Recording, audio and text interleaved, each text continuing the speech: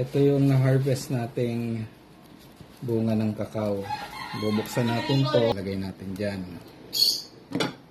Papamold ulit. Pakamolds natin muna yan. Patutuyuin.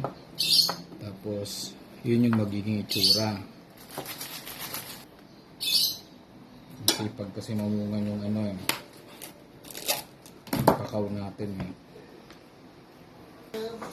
So, tingnan natin pwede pa to. Pwede pa yan. Medyo matigas na.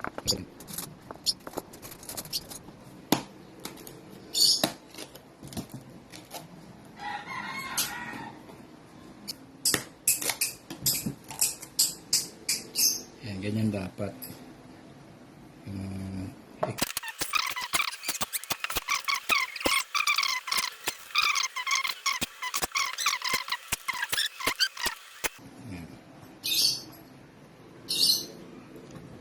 So mag-put natin yan hanggang sa matuyo. Tapos tatakpan natin ito.